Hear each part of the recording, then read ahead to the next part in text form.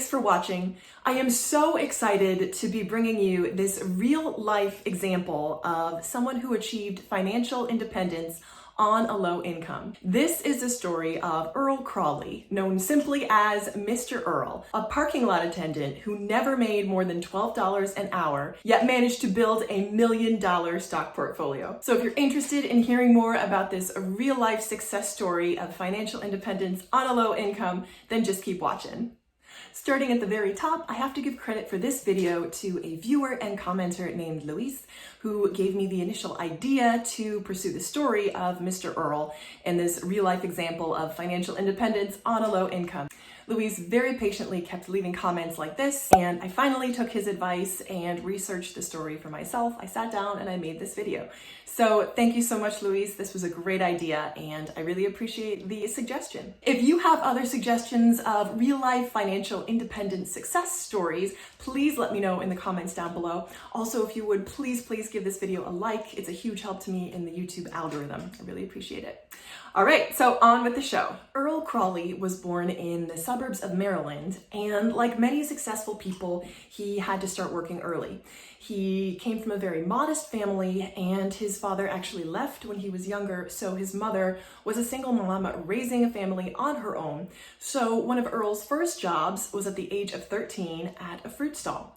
And he would work these crazy long hours to help out his family and ended up contributing almost all of the income to his mom to help with the household bills.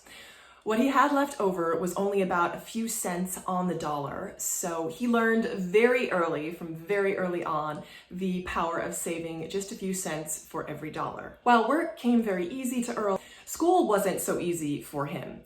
He was a self-described slow learner, and he really didn't naturally excel. He was dyslexic, and at that time, there weren't as many opportunities for students with learning requirements, so it was harder for him in school. Because of this, he kind of naturally figured that he himself wasn't college material. Once he graduated school, he began working a series of odd jobs. He would clean rooms, cut lawns, and wash windows here and there for sort of handyman pay. However, his financial focus shifted slightly when he met his soon-to-be wife, Beverly. They met at a local church that was holding a function for singles, and they met and fell in love and decided to get married. So as an aside, his wife Beverly would say that because his name was Earl, her sisters would tease her and call him Duke of Earl because of the popular song Duke of Earl, and that nickname just stuck. Now he's known to almost everyone as Mr. Earl. So Earl and Beverly got married and were expecting their first daughter, and Earl knew almost right away that he wanted to find more steady, stable, and reliable employment. So his mother was working for an employee of the Mercantile Bank in Baltimore, and she heard about an open position at the bank. So she passed this information on to Earl, who went to apply, and they gave him the job. So this was just a general handyman, catch-all kind of job. He would do whatever needed to be done at the bank. He would restock shelves, hand out mail, hand out safety deposit box keys to new box owners, just kind of general upkeep and maintenance. So Earl says that at the time, this was called sort of a porta job, but today it would probably be known as a custodian.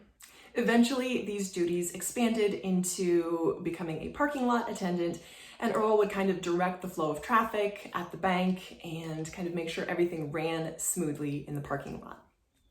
This was a struggle for Earl and Beverly. They still weren't making a lot of money together. As mentioned at the top of the video, Earl never made more than $12 an hour, and he actually started out much lower than that. It was around $4 or $5 to start. So his wife Beverly would also work sort of clerical odd jobs as well. So they were a two-income household, really having to work hard to make ends meet. During that time, Earl would also take on extra jobs, and this was kind of a theme throughout his life. He would take on these extra odd jobs, like, again, cleaning windows or cutting lawns or just fixing whatever needed to be fixed. And he would also contribute that additional income to the household. And his wife Beverly said that it was difficult. Sometimes they wouldn't see him because he'd be working at the bank and then would go and do odd jobs, but they managed to work it through together. In addition to the household expenses of a mortgage, feeding 3 children, and just general household upkeep, The family also decided to send all 3 children to parochial schools. So this was a financial decision that they made together as well.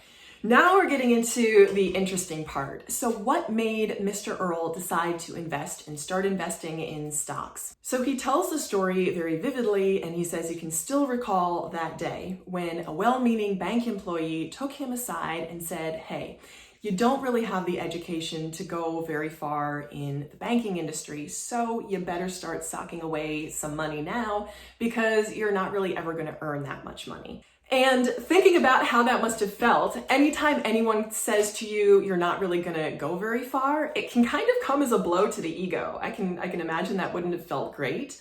But Earl says that he really took this information to heart, and that individual at the bank ended up becoming a great mentor to him. So he really took this sort of feedback in a really, really great and positive manner. He used it for his good. So how did he start out? Earl will say very clearly that he didn't know enough to be scared, which I think is a great sort of way to start anything when you don't know enough to be afraid. So he knew that he didn't want to lose money, but he also knew that he needed to gain more information.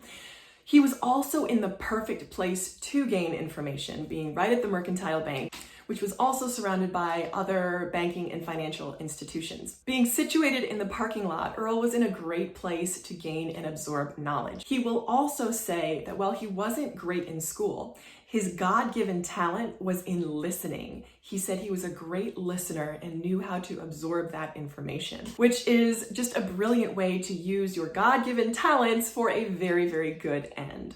So that's how Mr. Earl got started investing in stocks.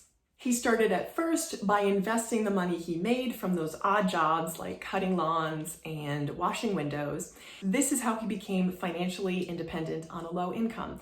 He took those nickels and dimes, as he calls it, and he started investing with those nickels and dimes.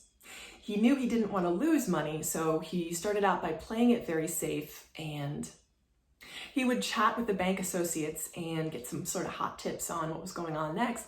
But he also started out in a very safe and stable environment, investing in IRAs, stocks, and CDs to start. So this is the interesting part. What did Mr. Earl's portfolio look like then, and what does it look like now? He bought his first share of IBM in 1981. He also kind of supplemented with solid, stable blue chip stocks that were fairly reliable. He also bought some local companies as well, and of course he bought some mercantile bank stock. He really focused on dividend-producing stocks that he would then reinvest the dividends on, which is a great strategy. Once more, he would just learn from the people that were coming into the bank, as well as the executives and stockbrokers that he was around every day.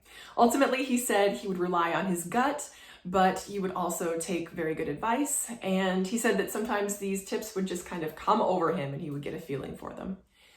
So what is Mr. Earl doing today? Well, he and Beverly are still married, and in addition, they have 3 adult grown children, Tanya, Timmy, and Tommy. And the children know better than to ask for any money from Mr. Earl, although they do get some stock certificates at Christmas. Earl and Beverly have been able to travel the world, which is very exciting. They've been to Italy, the Caribbean, and Canada, and they also spent their wedding anniversary in Walt Disney World, Florida.